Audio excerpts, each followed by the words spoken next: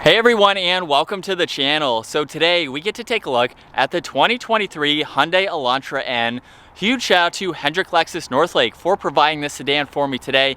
They have a huge selection of new and pre-owned inventory. Check out their link, that is down in the description. So this Elantra is finished off in intense blue. They have a starting MSRP of right around $32,000.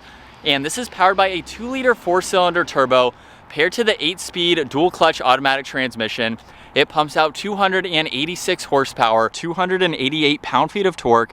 That power is sent through the front wheels, propelling this 3,300-pound sedan from 0 to 60 in 4.8 seconds. It has a top speed of 155 miles an hour. It also has a fuel capacity of 12.4 gallons. You'll expect to see around 22 miles per gallon in the city, 31 out on the highway. This has a wheelbase of 107.1 inches. Its overall length is 184.1. It has a width of 71.9 and a height of 55.7 inches. As we move on to the exterior styling now for this Hyundai, let's start off with the red accents that you will see throughout the entire exterior. Matches very nicely with this intense blue. But the Hyundai badge is front and center, very large too on the top section of that front fascia. There's the N badge on the passenger side, a lot of cutouts to provide cooling to that engine. There's even functional air inlets on the far corners to provide even more cooling, as well as in the lower section there. And then this does have LED headlights. We have a nice design for those housings. They have kind of a bubble shape to them. I think it has a unique looking front end design to it, especially for this newer body style for the Elantra, but I think it works very nicely for this N. Now, as we work our way to the side, this has a set of 19-inch wheels with the N brake calipers finished off in red. There's the N badge in the lower side skirt with more red extending its way to the rear. Now this has gloss black for the side mirrors with the turn signal. There's a sunroof up top. All of the window trim is blacked out. And then check out all of the aggressive contoured lines, especially in this front section of the door. It's on both sides, of course, but very crisp angles leading to the back door handle and then back towards the tire and then a little bit in front of that taillight in the back. So it definitely has an aggressive side design for it. And then check this out, for the Elantra N, you get a gloss black trunk mounted spoiler. Very interesting to see on a family sedan like this, but with its extra power and performance, here is your additional horsepower and cool factor. There's a backup camera just above that Hyundai logo, LED taillights with the bar that runs right through the trunk. There's the sensors in the lower section, more red accents too, and that dual exhaust, even with some fins and that diffuser to give it that much more of an aggressive look. Now, this also has remote start. We will get some exhaust clips here in just a little bit, but let's start this up. And that's just in the normal mode. Trust me, it gets much louder. Stay tuned for that. From there, we can also use the button on the key fob to release the trunk, or you can use that hidden button just underneath the Hyundai logo. Now, with this open, there's a storage bin on that driver's side, same with over on the passenger side. And then take a look at this. You have rear strut bars just behind that back seat. However, you still can fold down the back seat, so just pull the tabs on both sides. Yes, that does hinder some of your interior storage space, but it does give you more structural support in the performance of what this vehicle is designed to do. So you can still put items through, you just have to calculate how you are going to do that. There's also a hook, so you can place some groceries, any bags you have, and then the storage net in the back for this particular model. And then you can easily and quickly close that trunk.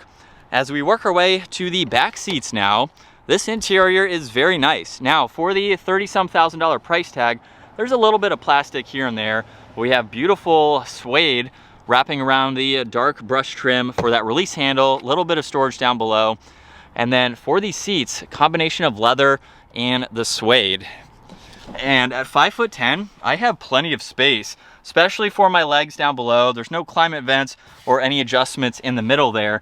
There's also no center armrest too. So again, for the price, more of the economy style vehicle, at least you get plenty of space. And my head is just up against the headliner, but I could realistically be comfortable going a long trip and be fine in these back seats.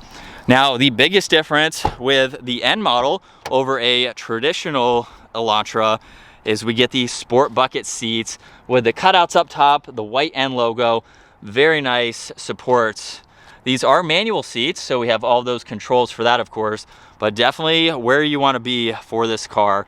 Really cool design for that insert on the back section, and then all the window adjustments and some more storage space is down below. But as we hop into here, down on the footwell, there's the trunk release and your fuel cap release. And then check out the solid and perforated leather end steering wheel.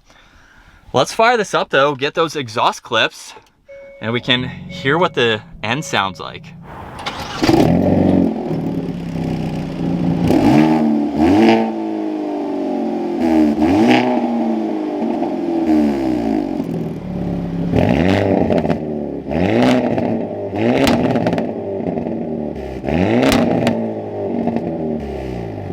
And coming back to the gauge cluster, you'll notice on the left side there's miles per hour and the fuel level. Right side there's the tach and engine temperature. And then right in the middle, you can go through a lot more info using the controls on the right side of the steering wheel. So you have all of these vitals that you can easily monitor. There's a compass, you have tire pressure, there's even your distance pacing and attention level.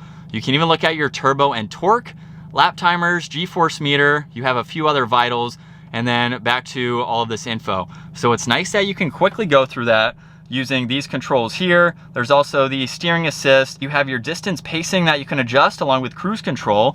On this left side, there's volume along with Bluetooth, favorites. You have tuning mode along with your voice commands. This also has steering wheel mounted paddle shifters and then a few N buttons.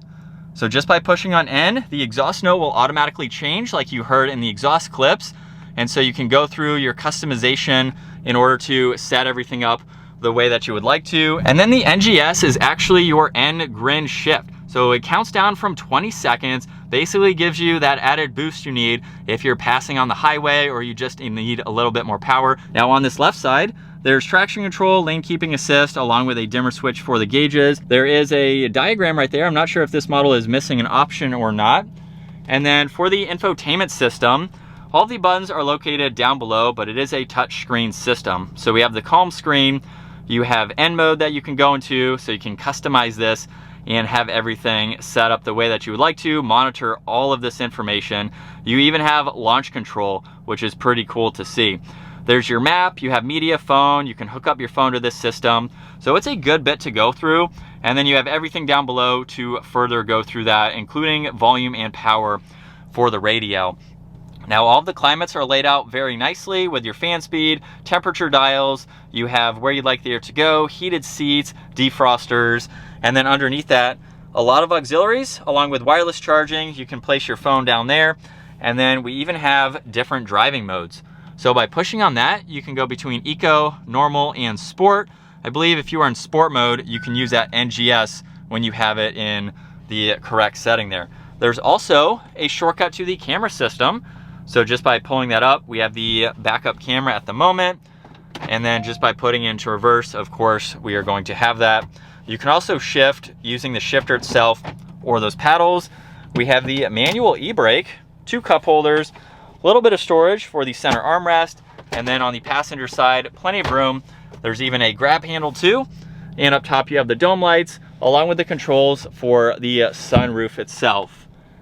And as far as visibility goes, it's pretty easy to see. You don't even see that rear wing, so that doesn't even obstruct any of your visibility.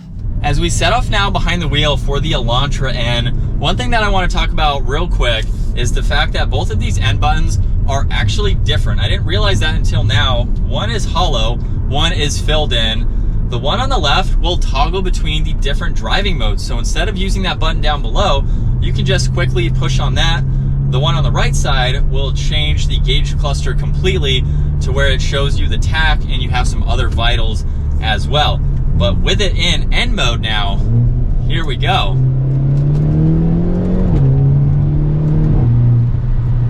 It sounds good too.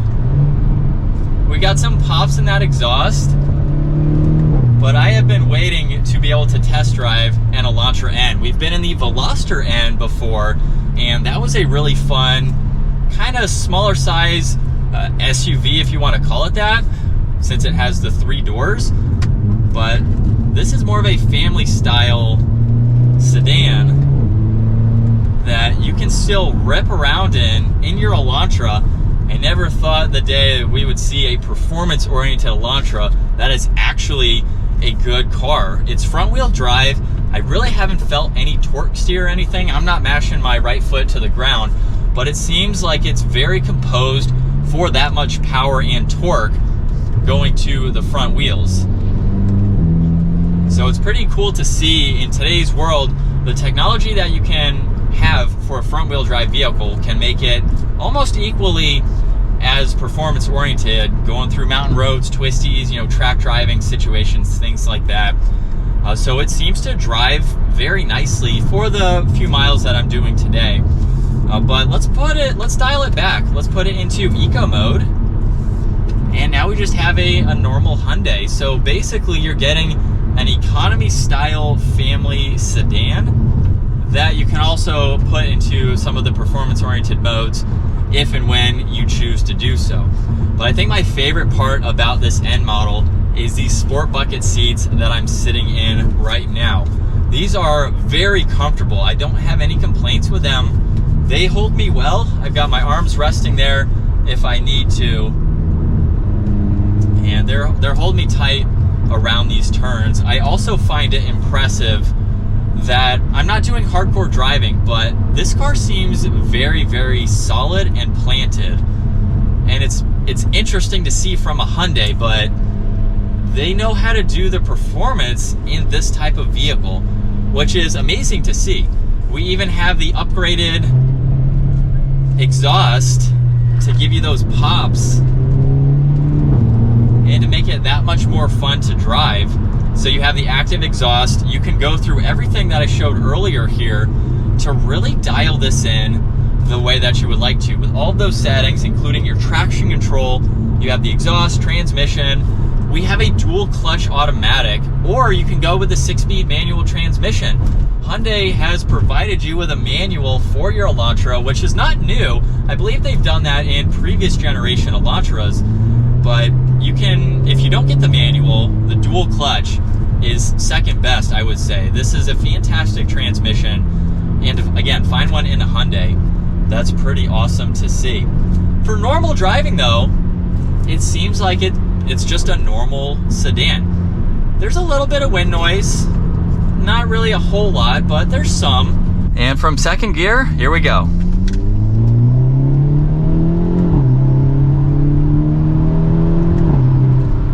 We got a few pops in that exhaust.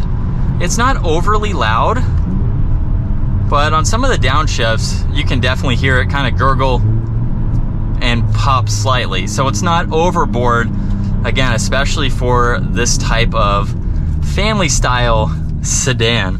As far as the turning radius goes, it feels a bit stiff. So I mean, that's pretty wide for a small car like this, but you get that for the handling and the performance with that direct steering.